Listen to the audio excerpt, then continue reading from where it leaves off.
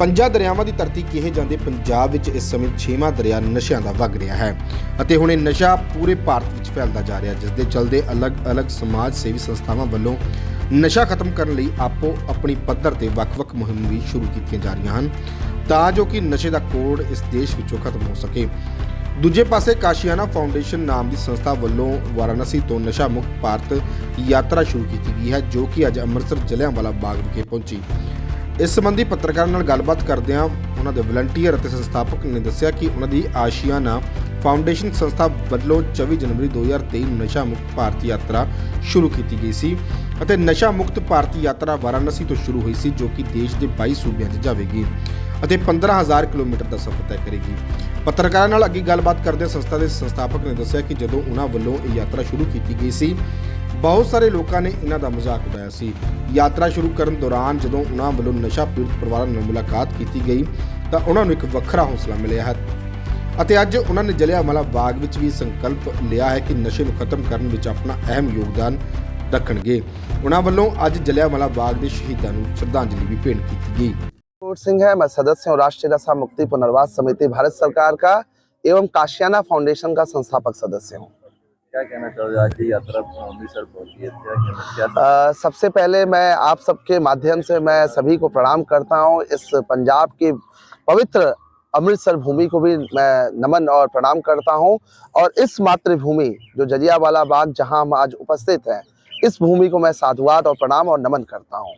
सबसे पहले काशियाना फाउंडेशन द्वारा आयोजित नशा मुक्त भारत यात्रा की शुरुआत 24 जनवरी 2023 बनारस के माँ गंगा के मोक्षदायिनी तट 80 घाट से प्रारंभ हुई और ये यात्रा बनारस होते हुए, दिल्ली होते हुए, हम उत्तराखंड, हिमाचल प्रदेश होते हुए जम्मू कश्मीर से और कल हमारी ये यात्रा 17वें दिन अमृतसर के इस पावन भूमि में पहुंची।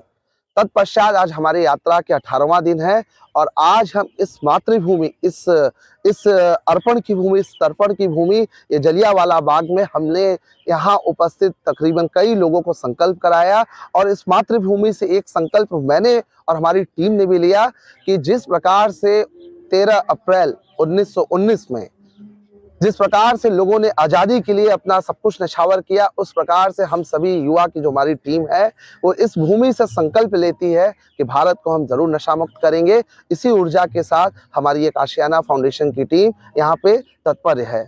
साथ ही साथ हमारे इस फाउंडेशन के साथ रासो फाउंडेशन, जो कि हमारे इस पूरे फाउंडेशन का ये संयोजिका हमारे बीच में कमलजीत कौर मैम है, इनके संयोजन में ये कार्यक्रम सुनिश्चित हो पा रहा है और ये साथ ही साथ इस हमारे अभियान की आप ब्रांड एम्बेसडर पूरे पंजाब प्रांत की हैं और लगातार इनका एक नारा है एक युद्ध नशे के विरुद्ध। उस नारे को और हमारे ध्येय वाक्य सर्वे भवन्तु नशा मुक्त को साकार करने के लिए रासो फाउंडेशन और काशियाना फाउंडेशन अपितु साथ में हमारे परम पूज्य सरदार साहब यहाँ उपस्थित हैं, इनके द्वारा सुखविंदर जी के द्वारा, जो कि एसोसिएशन होटल के आप अध्यक्ष हैं, इनके द्वारा और तमाम रोटरी क्लब जैसे तमाम क्लब हैं, इन पूरे पंजाब, अमृतसर अपितु पूरे भारत में हम इस अभियान को आगे ले जा रहे हैं। कितना किलोमीटर का सफर आपने तय किया और क्या टीचा क्या रहेगा? हमारे इस पूरे यात्रा का हम 40 दिन का सफर तय कर रहे हैं, 15,000 किलोमीटर 75 से अधिक जिलों में और 22 स्टेट में जा रहे हैं। जैसा कि आज आपको बताने में मुझे हर्ष हो रहा है कि 3700 किलोमीटर अब तक हम समाप्त कर चुके हैं और ये शुरुआत वाराणसी के 80 घाट से हुई और आज हमारा 18वें दिन छठा राज्य है। ये ट्रैवलिंग जो कर रहे किससे कर रहे हो? हमारे पास 2 इनोवा क्रिस्टा है जो कि पूरी ब्रांडिंग के साथ है। अगर आपके उस विजुअलाइजेशन में आप देख पाएंगे तो गाड़ी पे पूरे हमारी गाड़ी जो है वो नशा मुक्त भारत यात्रा और हमारे पूरा भारत का मैप सर्वे भवन्तु नशा मुक्त, तमाम ऐसे जो हमारे ये टी शर्ट हुडी पे जो लिखे हुए हैं मैसेज, यही मैसेज पूरे हमारी गाड़ी पे 2 इनोवा बनी हुई है। हम 8 साथी और 2 सारथी के साथ इस पूरे यात्रा को पूर्ण कर रहे हैं। शुरुआत हमने 12 साथियों के साथ करी थी, 2 साथियों की तबीयत खराब होने की वजह से अभी हम 10 लोगों की टीम के साथ यहाँ उपस्थित हैं। जहाँ जहाँ आप जा रहे हैं लोग आपसे जुड़ते होंगे, क्या उनकी तरफ से फीडबैक क्या मिल रहा है? निसंदेह जब हम पहले दिन निकले तो लोगों ने मुझ पे हंसा, हमारी टीम पे हंसा कि अब युवा जो संलिप्त हो चुका है वो कैसे नशा मुक्त होगा। पर इन 18 दिनों में हमने उन माओं का दर्द देखा जो अपने बेटे को खो चुके हैं, उन बच्चों का दर्द देखा जो अनाथ हो चुके हैं, उन पत्नियों का दर्द देखा जिनके पति इस दुनिया को छोड़ के जा चुके हैं। उनका आशीर्वाद, उनका समर्थन, उनका त्याग, उनका बलिदान इस पूरे यात्रा में हमें मिल रहा है। और साथ ही साथ कुछ ऐसे लोगों का भी हमें सहयोग मिल रहा है जो नशा करते हैं, वो हमें धन का सहयोग कर रहे हैं, हमारे साथ चल रहे हैं। और उनका कहना है चूंकि मैं नशे में ये संलिप्त हूँ, पर इस दुख को मैं समझता हूं और आज से मैं त्याग करता हूं। और तमाम ऐसे लोगों का जुड़ाव मिला। सीआरपीएफ बटालियन हमारे साथ कश्मीर में पुलवामा की 110 बटालियन जो सीआरपीएफ है, वहां के 2 IC कमांडेंट के साथ हमारे कार्यक्रम हुआ। 100 से अधिक सीआरपीएफ बटालियन के साथ कार्यक्रम हुई। आज हम अमृतसर में इस जलियांवाला बाग के बाद हमारा एक स्कूल और एक कॉलेज में संबोधन है। तत्पश्चात हम बाघा बॉर्डर जाएंगे, हमारी अटारी बॉर्डर जो भारत में स्थित है, हम वहां जाएंगे। और पूरे शहर में हमारी गाड़ी और हमारे साथ एक हमारे पास मैगजीन है और लीफलेट है, हम लोगों के बीच में इसका डिस्ट्रीब्यूशन कर रहे हैं। और जिसका ध्येय सिर्फ एक है, सर्वे भवन्तु नशा मुक्त भारत यात्रा। और इस यात्रा, चूंकि यात्रा जो रही है वो सदैव परिवर्तन लाई है। पहली यात्रा आप देखिए राम की, उस राम ने 14 वर्ष का वनवास काटा, वो एक प्रकार की यात्रा थी। फिर यात्रा हमारे अर्जुन और कृष्ण ने किया, फिर यात्रा महात्मा बुद्ध ने किया, और वो यात्रा शंकराचार्य ने, और आजादी के वक्त महात्मा गांधी ने। तो जितनी यात्राएं रही हैं सदैव परिवर्तन लाई हैं। एक बार जब यात्रा हुई तो भारत आजाद हुआ, और इस बार निसंदेह मैं कह रहा हूं कि भारत सशक्त और नशा मुक्त होगा इस यात्रा के बाद। धन्यवाद। आभार। मैं कमलजीत कौर गिल रासो। इनिशिएटिव देखा गया एक नशा मुक्ति ਨੂੰ ਲੈ ਕੇ ਤੁਸੀਂ ਇਸ ਨੂੰ ਕਿੱਦਾਂ ਦੇਖਦੇ ਹੋ, ਕੀ ਚਾਹੁੰਦੇ ਤੁਹਾਡੇ? ਮੈਂ ਥੋੜੇ ਦਿਨ ਪਹਿਲੇ ਹੀ ਇੱਥੇ ਇੱਕ ਯੁੱਧ ਨਸ਼ਾ ਵਿਰੁੱਧ ਦੇ ਇੱਥੇ ਸ਼ਪਥ ਲਈ ਸੀ। ਬੱਚਿਆਂ ਨੂੰ, ਸਕੂਲ ਦੇ ਕਾਲਜ ਦੇ ਬੱਚਿਆਂ ਨੂੰ ਲੈ ਕੇ ਆਈ ਸਾਂ ਤੇ ਉਹਨਾਂ ਨੂੰ ਸ਼ਪਥ ਦਿਲਵਾਈ ਸੀ। ਜਿਸ ਤਰ੍ਹਾਂ ਇਹਨਾਂ ਨੇ, ਸੁਮਿਤ ਨੇ ਕਿਹਾ ਕਿ ਲੋਕ ਮਜ਼ਾਕ ਕਰਦੇ ਨੇ ਕਿ ਇਹ ਨਸ਼ਾ ਖਤਮ ਨਹੀਂ ਹੋਣ ਵਾਲਾ, ਪਰ ਅਸੀਂ ਇਹ ਸ਼ਪਥ ਲਈ ਹੈ ਕਿ ਇਹਨੂੰ ਖਤਮ ਕਰਨਾ। ਜਿਸ ਤਰ੍ਹਾਂ ਸਾਡੇ ਸ਼ਹੀਦਾਂ ਨੇ ਆਪਣੇ ਹਿੰਦੁਸਤਾਨ ਨੂੰ ਆਜ਼ਾਦ ਕਰਾਇਆ ਹੈ, ਤੇ ਮੈਂ ਵੀ ਇਹ ਸ਼ਪਥ ਲੈਂਦੀ ਹਾਂ, ਸਾਡੇ ਸਾਰੇ ਸੰਗਠਨ ਸ਼ਪਥ ਲੈਂਦੇ ਕਿ ਇਸ ਨੂੰ ਨਸ਼ਾ ਨੂੰ ਖਤਮ ਕਰਨਾ ਹੈ। ਔਰ ਇਹ ਮਜ਼ਾਕ ਨਹੀਂ ਹੈ, ਸੱਚਮੁੱਚ ਖਤਮ ਕਰਨਾ ਹੈ।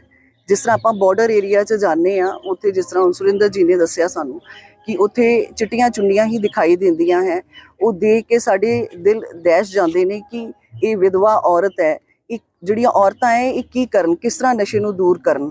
ਤੇ ਸਾਡੀ ਸਾਰੀ ਜਿੰਨੇ ਚਿਰ ਟੀਮ ਸਾਨੂੰ ਅਸੀਂ ਮਿਲਾਂਗੇ ਨਹੀਂ, ਇਹ ਨਸ਼ਾ ਦੂਰ ਨਹੀਂ ਹੋ ਸਕਦਾ।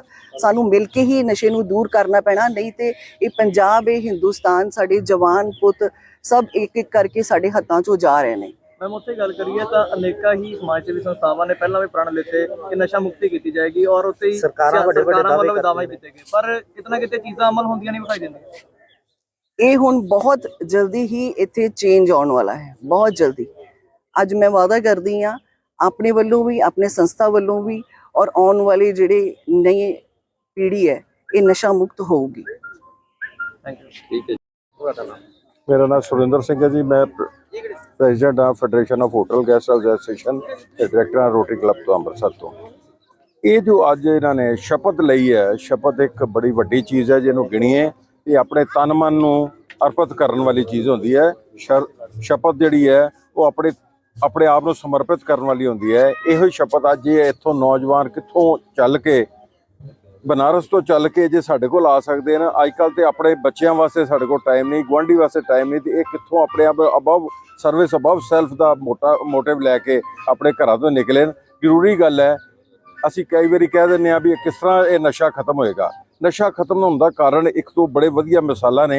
असी सिर्फ उच्ची जगह ते खड़े हो गए कही जाइए भी नशा खत्म कर दो, नशा खत्म कर दो, नहीं होएगा। ਇਹਦਾ तरीके ये ने कि ਜਿਹੜੇ परिवार ਇਹਦੇ ਨਾਲ अफेक्टेड ਹੋਏ ने ਉਹ ਪਰਿਵਾਰਾਂ ਨੂੰ ਸਾਹਮਣੇ ਲਿਆਈਏ, ਉਹਨਾਂ ਪਰਿਵਾਰਾਂ ਦੀਆਂ ਔਰਤਾਂ ਸਾਹਮਣੇ ਆਣ ਜਿਹੜੀਆਂ ਆਪਣੀ ਹਕੀਕਤ ਸਕੂਲਾਂ ਕਾਲਜਾਂ ਦੇ ਵਿੱਚ ਦੱਸਣ। ਉਹ ਕਾਲਜਾਂ ਦੇ ਵਿੱਚ ਬੱਚਿਆਂ ਦੇ ਉੱਤੇ, ਮਨਾਂ ਦੇ ਉੱਤੇ ਕੁਝ ਅਸਰ ਪਏਗਾ ਤੇ ਇਹਦਾ ਅਸਰ ਹੋਏਗਾ। ਦੇਖੋ ਅਸੀਂ ਬਹੁਤ ਤਰੀਕੇ ਹੁਣ ਸਾਇੰਟੀਫਿਕਲੀ ਤਰੀਕੇ ਆਏ ਨੇ, ਬੱਚਿਆਂ ਨੂੰ ਅਸੀਂ ਉਹ ਪਰਿਵਾਰ, ਉਹ ਨੌਜਵਾਨ ਦਿਖਾਈਏ ਜਿਹੜੇ ਨੌਜਵਾਨ ਇਹਨਾਂ ਨੂੰ ਦੱਸਣ ਕਿ ਮੈਂ ਜਦੋਂ ਦਾ ਨਸ਼ਾ ਕਰ ਰਿਹਾ ਸੀ ਤੇ ਮੇਰਾ ਅੱਜ ਤੱਕ ਜ਼ਿੰਦਗੀ 'ਚ ਕੀ ਨੁਕਸਾਨ ਹੋਇਆ। ਉਹੀ ਬੇਟਾ ਹੁੰਦਾ ਜਦੋਂ ਜੰਮਣ ਦੇ ਉੱਤੇ ਅਸੀਂ ਲੱਡੂ ਵੰਡਦੇ ਹਾਂ, ਉਹੀ ਬੇਟਾ ਜਦੋਂ ਨਸ਼ੇ ਦੇ ਨਾਲ ਸੜਕ ਦੇ ਉੱਤੇ ਡਿੱਗਦਾ ਪਿਆ ਹੁੰਦਾ ਨਾ, ਤੇ ਅਸੀਂ ਕਹਿੰਦੇ ਹਾਂ ਯਾਰ ਇਹ ਨਾ ਹੀ ਜੰਮਦਾ ਚੰਗਾ ਸੀ। ਸੋ ਅਸੀਂ ਚਾਹੁੰਦੇ ਹਾਂ, ਹੁਣ ਬਹੁਤ ਹੋ ਗਈ ਹੈ, ਬਹੁਤ ਹੱਦ ਮੁੱਕ ਗਈ ਹੈ। ਹੁਣ ਇਹ ਨਸ਼ੇ ਨੇ ਸਾਨੂੰ ਖਾ ਲਿਆ, ਹੁਣ ਅਗਾਂਹ ਸਾਨੂੰ ਵੀ ਖਾਏਗਾ, ਸਾਡੇ ਪਰਿਵਾਰਾਂ ਨੂੰ। ਇਹ ਨਸ਼ਾ, ਜਿੱਥੇ ਕੋਈ ਨਸ਼ਾ ਕਰਦਾ ਉਹਦਾ ਗੁਆਂਢੀ ਵੀ ਮਰਿਆ ਸਮਝ ਲਓ, ਉਹ ਸ਼ਹਿਰ ਦਾ, ਉਹ ਤਾਂ ਮਹੱਲੇ ਦੇ ਵੀ ਮਰੇ, ਕਿਉਂਕਿ ਕਾਰਨ ਇਹ ਕਿ ਉਹਨੇ ਕਈ ਹੋਰ ਬੱਚਿਆਂ ਨੂੰ ਤਬਾਹ ਕਰਨਾ ਹੈ। ਸਾਡੇ ਲਈ ਇਹ ਇੱਕ ਮਾਮੂਲੀ ਗੱਲ ਨਹੀਂ ਗੀ, ਇਹ ਬੜਾ ਸੀਰੀਅਸ ਟੌਪਿਕ ਹੈ। ਸਾਡੀਆਂ ਸਰਕਾਰਾਂ ਨੂੰ ਵੀ ਚਾਹੀਦਾ ਹੁਣ ਸੀਰੀਅਸ ਹੋ ਜਾਣਾ। ਅਸੀਂ ਕਿਸੇ ਸਰਕਾਰ ਦੇ ਉੱਤੇ ਟਿੱਪਣੀ ਨਹੀਂ ਕਰਦੇ, ਅਸੀਂ ਸਾਰਿਆਂ ਲਈ ਕਹਿੰਦੇ ਆ, ਲੇਕਿਨ ਹੁਣ ਕਮ ਸੇ ਕਮ ਠੀਕ ਹੈ, ਅਸੀਂ ਸਭ ਕੁਝ ਕਮਾ ਲਿਆ, ਖਾ ਲਿਆ, ਸਭ ਕੁਝ ਕਰ ਲਿਆ। ਅੱਜ ਵਕਤ ਆ ਗਿਆ ਸਾਨੂੰ ਇੱਕ ਇਸ ਮੁੱਦੇ ਦੇ ਉੱਤੇ ਆ ਜਾਣਾ ਚਾਹੀਦਾ। ਨਸ਼ਾ ਐਡੇ ਵੱਡੀਆਂ ਸਾਡੇ ਗੁਆਂਢੀ ਦੇਸ਼ ਜਿਹੜੇ ਆ ਜੋ ਕੁਝ ਕਰਦੇ ਪਏ ਆ, ਜੋ ਕੁਝ ਤੁਹਾਨੂੰ ਵੀ ਸਾਰਿਆਂ ਨੂੰ ਪਤਾ ਹੈ, ਪ੍ਰੈਸ ਨੂੰ ਪਤਾ ਵਾ। ਅਸੀਂ ਚਾਹੁੰਦੇ ਹਾਂ ਵੀ ਉਹਨੂੰ ਵੀ ਅਸੀਂ ਇਮਾਨਦਾਰੀ ਦੇ ਨਾਲ BSF ਵੀ ਉੱਤੇ ਖੜੀ ਹੋ ਜਾਵੇ, ਸਭ ਕੁਝ ਹੋ ਜਾਵੇ, ਪੁਲਿਸ ਇਮਾਨਦਾਰੀ ਨਾਲ ਖੜੀ ਹੋ ਜਾਵੇ, ਨੇਤਾ ਇਮਾਨਦਾਰੀ ਨਾਲ ਖੜੇ ਹੋ ਜਾਣ, ਤੇ ਕਿਹੜੀ ਚੀਜ਼ ਨਹੀਂ ਖਤਮ ਹੋ ਸਕਦੀ। ਲੇਕਿਨ ਮੈਂ ਗੱਲ ਕਰਦਾ ਵੀ ਇੱਕ ਅਸੀਂ ਬੱਚਿਆਂ ਦੀ ਡੋਰ ਅਜੇ ਤੱਕ ਨਹੀਂ ਦੂਰ ਕਰ ਸਕੇ, ਤੇ ਅਸੀਂ ਨਸ਼ੇ ਨੂੰ ਕੀ ਕਰਨਾ। ਲੇਕਿਨ ਨਸ਼ੇ ਨੂੰ ਉਦੋਂ ਹੀ ਹੋਏਗਾ ਜਦੋਂ ਅਸੀਂ ਤਿੰਨੇ ਚੀਜ਼ਾਂ ਬਾਰਡਰ ਵਾਲੇ, BSF, ਨੇਤਾ ਤੇ ਸਟੂਡੈਂਟ ਸਾਰੇ ਇਕੱਠੇ ਹੋਣ ਕੇ ਇੱਕ ਇਹੋ ਜਿਹੇ ਵੱਡੇ ਸਮਾਗਮ ਕਰਾਂਗੇ ਜਿਨ੍ਹਾਂ 'ਚ ਅਸੀਂ ਉਹਨਾਂ ਨਸ਼ੇੜੀ ਪਰਿਵਾਰਾਂ ਨੂੰ, ਅਫੈਕਟਡ ਪਰਿਵਾਰਾਂ ਨੂੰ ਲਿਆਵਾਂਗੇ, ਜਿਨ੍ਹਾਂ ਨਾਲ ਹੋ ਸਕਦਾ ਹੈ ਜੀ। ਧੰਨਵਾਦ।